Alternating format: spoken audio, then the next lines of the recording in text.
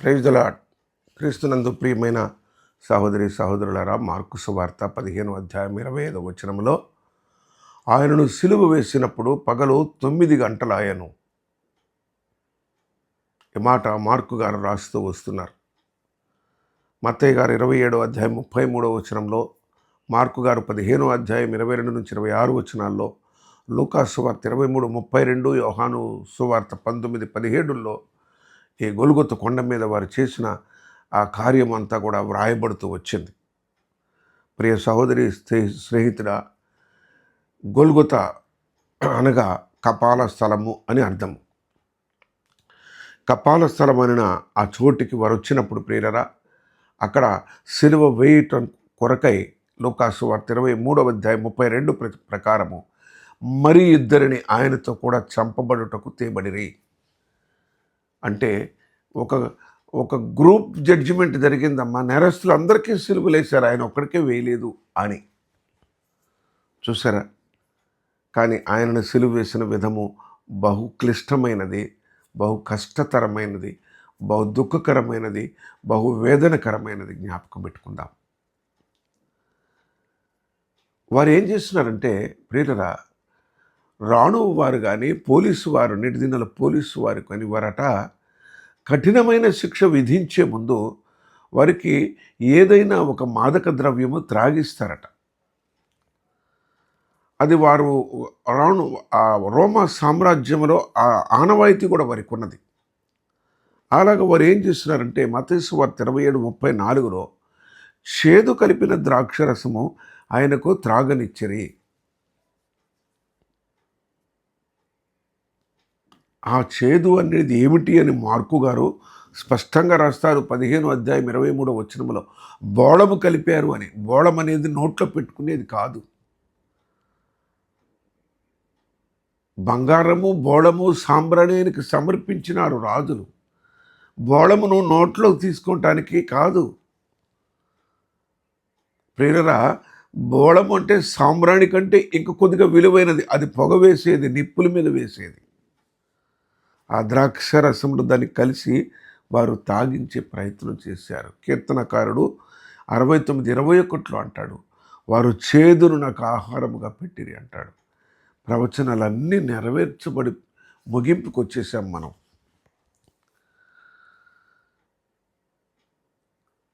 ఆయన వస్త్రం ఆయనకి తొడిగించిరి అని నేను దినంలో ధ్యానిస్తూ వచ్చాం.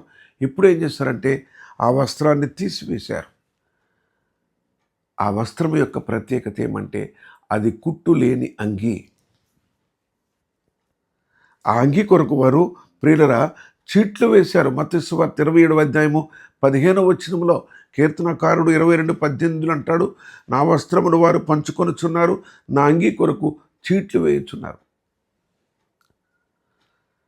సిలువ వేయబడక మునిపే సిలువను చూడగలిగిన యెషయా గారు, సిలువ కార్యాన్ని ధ్యానించగలిగిన కీర్తనకారుడు ఎలాంటి ఆత్మాభిషేకం కలిగిన వారుగా ఉన్నారు. మనము సిలువను ధ్యానించి ఎంతవరకు ఆత్మీయంగా ఆ భారాన్ని ఆలోచించగలుగుతూ ఉన్నాము జ్ఞాపకం చేసుకోవాలి ఒకసారి. ప్రియ సహోదరి స్నేహితులారా, ఒక విచిత్రమైన అంగీ ఇచ్చినడట యాకోబు గారు తన కుమారుడైన యోసేపుకు. దాన్ని ఏం చేసినారు? రక్తంలో ముంచి తీసుకెళ్ళారు ఇంటికి. ఇక్కడేం చేశారంటే దానికి ఏమీ డ్యామేజ్ కానికుండా తీసేసుకోవాలని చీట్లు వేసుకుంటున్నారు. చెంపకూడదు అనుకున్నారు. 12 సంవత్సరముల రక్తస్రావ రోగిని క్షణమాత్రంలో స్వస్థపరిచిన అంగీ అది. మనకి తెలుసు ఈ విషయాలన్నీ కూడా. ఎక్కడికి తీసుకెళ్ళారు ప్రియులరా? గొల్గొత కొండ మీదకి తీసుకెళ్ళాడు. ఎందుకు గొల్గొత కొండ మీదకి తీసుకువెళ్ళారు అనే దాన్ని మనకు లేఖనము ఏమని వివరిస్తూ ఉన్నదంటే, యెరూషలేము చుట్టూ ఒక గోడ ఉన్నది, ప్రాకారం ఉన్నది. ప్రాకారం వెలుపలికి తీసుకువెళ్ళారు. గవిని వెలుపట గవిని వెలుపట ఆయన శ్రమ పొందెను అంటూ పౌలు భక్తుడు హెబ్రీ సంఘానికి రాస్తాడు 13వ అధ్యాయం 12వ వచనంలో. ఈ గవిని వెలుపటకు తీసుకువెళ్ళారు అనే మాటని మనము జ్ఞాపకం చేసుకుంటే, ప్రియ సహోదరి స్నేహితుడా, ఏ వ్యక్తినైనా మరణానంతరము గవిని వెలుపటికి తీసుకువెళ్ళాలి. ఆయన సజీవునిగా తీసుకువెళ్తున్నారు. ఇక్కడ గమనించవలసిన సంగతి, చాలా బాధకరమైన సంగతిని గమనించాలి మనం. ఎందుకు గవిని వెలుపటికి తీసుకువెళ్ళిన దాన్ని మనం అంతగా జ్ఞాపకం చేసుకోవటం అవసరం ఏమంటే, అతడు వెలివేయబడుచున్నాడు, సిలువ వేయబడుచున్నాడు, వెలివేయబడుచున్నాడు. ఊరు వెలుపటికి, శ్మశాన స్థానానికి సజీవుడిగా తీసుకొని పోబడుతున్నాడు. ఆలోచించావా ఎప్పుడైనా? ఎస్తేరు గ్రంథంలో మనం చదువుతాం, సిలువను ఎక్కడ వేశాడు? ఉరికొయ్య ఇంటి ముందే పాతాడు. ప్రభువుని శ్మశానము వైపు తీసుకువెళ్తున్నది సజీవుడైన యేసుని.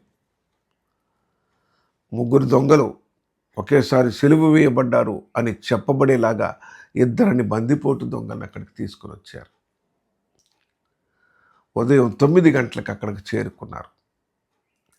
ఆ సిలువను సిద్ధపరుస్తూ ఉన్న సమయంలో పిలాతు అక్కడ ఉన్నాడు.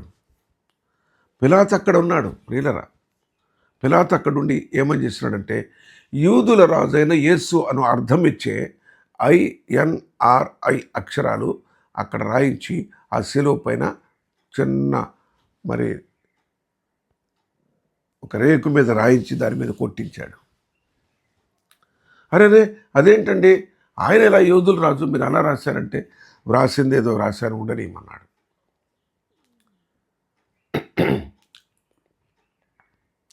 అడుగడుగునా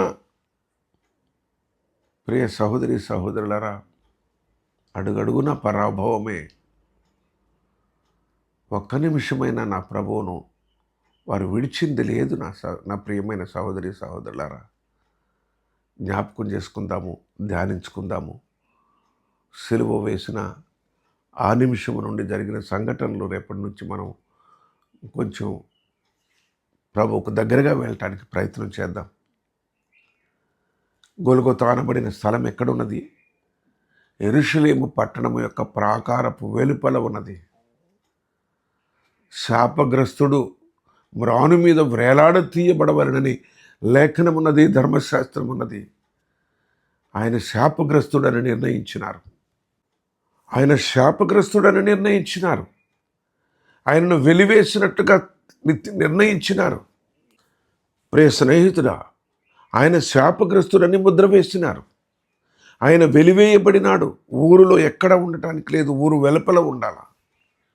గవిని అవతలకు తీసుకుని వెళ్ళారు. అందుకొరకే వారు నిర్ణయించిన స్థలము గొల్గొతా, కపాల స్థలం అని అర్థమిచ్చు గొల్గొతా. దానికే మరొక పేరు కలువరి కొండ. కలువరి కొండ మీద ఆయన సిలువ వేయబడినట్లుగా ఈ సందర్భాన్ని జ్ఞాపకం చేసుకుంటున్నప్పుడు, ప్రియ సహోదరి స్నేహితుడా, నేరస్తులకు మత్తు త్రాగిస్తారు. వారు శిక్షణ భరించేలాగా మత్తు తాగిస్తారు. కానీ నా ప్రభువుకు చేదు కలిపి తాగిస్తే అది పెదవులతోనైనా ఆయన ముట్టుకోలేదు. యూదుల రాజు అని ఒక అపహాస్యపు ఆ యొక్క చిరునామా పైన పెట్టారు. ముళ్ళ కిరీటము ధరింపజేసి ఆయన రాజు అని అపహసించారు. ఇవన్నీ ధ్యానం చేస్తుంటున్నప్పుడు ఏ కఠిన హృదయమైనా మారకపోతే, ఈ సిలువను అనేకులకి అందించలేకపోతే, ఈ సిలువ దగ్గర కూడా నీకు మరుమనస్సు రాకపోతే, నువ్వెందుకు శ్రమ దినాలనే పేరుతో నాదొక దీక్ష, నేనొక ఉపవాసము, నేనొక వస్త్రధారణ, నేనొక వేషధారణ అవసరమా నీకు? మనసు మార్చుకో. నా ప్రభు నిన్ను అడిగింది అదే, మారు మనస్సు పొందు, అంతే. మారు మనస్సు పొందు, కలువరి సిలువ రక్తముతో కడగబడు. యోహాను గారు, ప్రియతమ శిష్యుడు యోహాను గారు మొదటి పత్రిక 1వ అధ్యాయం 7వ వచనములో యేసు రక్తము ప్రతి పాపమును కడిగి పవిత్రులనుగా మనల్ని పవిత్రులనుగా చేయును అని రాయించి పెట్టాడు, రాసి ఉంచాడు. ప్రియ సహోదరి స్నేహితుడా, ఈ సిలువ శ్రమను ధ్యానిస్తూ ఉంటుండగా ప్రభువు నీతో మాట్లాడుతున్నారా? నేడు 31వ దినాన్ని మనం ధ్యానించుతూ వచ్చాం. 30 దినముల ధ్యానములో నీవేమి గ్రహించినావు? నా ప్రియమైన రహస్య శిష్యుడుగా ఈ పరిచర్య నీవు చేయవలనని, నేను చేయవలనని కోరుకుంటున్నాను. ఏమంటే అనేకులకు ఈ వర్తమానాన్ని, ఈ వార్తను అందిద్దాం. ప్రభు నీ కొరకు, నా కొరకు అనుభవించిన ఈ శ్రమను అనేక మంది నా బంధువులకు, నా స్నేహితులకు, నా యొక్క సహవాసులకు అందిద్దాం. ప్రభు మనతో ఉండునుగాక, నీతో ఉండునుగాక, మాతో ఉండునుగాక, మనతో ఉండునుగాక. ఇదిగో యుగ సమాప్తి వరకు మీతో ఉన్నానని చేసిన ఆయన వాగ్దానం చొప్పున మనతో ఉండి ముందుకు నడిపించునుగాక. ప్రార్థన చేసుకుందాం. ప్రేమ కలిగిన తండ్రి, పరిశుద్ధుడా, వందనములు, స్తోత్రములు నాయన. జీవజలం ఇచ్చిన నీకు చేదు కలిపిన ద్రాక్ష రసం ఇచ్చారు. రారాజుగా రానయుంటున్న నిన్ను అపహాస్యపు రాజుగా వారు చిత్రీకరించారు. ప్రభా, మరి తాకితేనే స్వస్థతనిచ్చే శక్తి కలిగిన నీ అంగీ తీసివేశారు. గొల్గొతా అనగా కపాల స్థలం అని అర్థమిచ్చు. ఆ గొల్గొతా ఆ కొండ మీద ఉన్నది, ఆ కలువరి కొండ మీద. ఆ కొండ మీదకి తీసుకుని వచ్చారు. శాపగ్రస్తుడని, వెలివేయబడిన వాడని ఊరు వెలుపలికి తీసుకుని వెళ్ళారు. నిజమే, మరణిస్తే మృతదేహాన్ని ఊరు వెలుపలికి తీసుకువెళ్ళాలి. కానీ సజీవుడైన నా ప్రభువును బ్రతికి ఉండగానే తీసుకువెళ్ళారు. ఎన్ని దుశ్చర్యలు నా కొరకు భరించిన నా ప్రభువును బట్టి నేను ప్రభా ఏమడగలను? ఆ కలువరి సిలువ రక్తములో నన్ను కడుగుము.